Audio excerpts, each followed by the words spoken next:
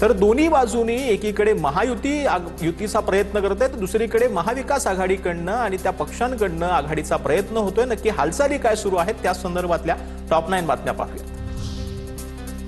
हिंदू हृदय सम्राट बाळासाहेब ठाकरेंच्या सुपुत्राकडून मतांसाठी लागून चालन, त्यांना आता विशिष्ट लोकांचे जोडे चाटायचे आहेत। राशिद मामू यांच्या पक्षप्रवेशावरून मुख्यमंत्री फडणवीसांची उद्धव ठाकरेंवर टीका। काँग्रेसचे माजी महापौर अब्दुल राशीद खान उर्फ मामू यांच्या ठाकरेंच्या शिवसेनेत 19 डिसेंबरला पक्षप्रवेश। चंद्रकांत खैरेंच्या विरोधानंतरही मामूंचा प्रवेश। विरोधकांकडून मामूंची टोळी म्हणत ठाकरेंना डिवचणं सुरूच। मुंबई शिवसेना ठाकरेंच्या काँग्रेसला धक्का पाहायला मिळतोय। काँग्रेसचे माजी नगरसेवक चंगेज मुलतानींचा आता ठाकरेंच्या गटामध्ये पक्षप्रवेश झालेला आहे। वर्सोवा विधानसभा अंतर्गत येणाऱ्या जोगेश्वरी पश्चिम भागातून ते काँग्रेसचे नगरसेवक राहिले। प्रशांत जगताप यांचा काँग्रेसमध्ये प्रवेश झालेला आहे। प्रदेशाध्यक्ष हर्षवर्धन सकपाळांच्या उपस्थितीमध्ये हा पक्षप्रवेश पार पडलाय। टिळक भवनमध्ये जगतापांचा पक्षप्रवेश पार पडलेला आहे।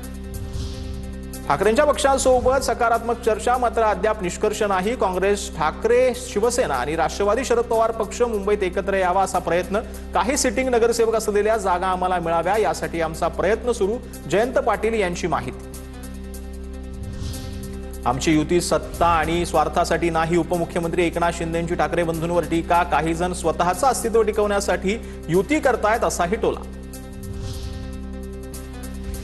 छत्रपती संभाजीनगरमध्ये अंबादास दानवे आणि महसूल मंत्री चंद्रशेखर बावनकुळेंची भेट। भाजपच्या राजू शिंदेंच्या मुलाच्या लग्नामध्ये झालेल्या भेटीनं राजकीय चर्चांना उधाण।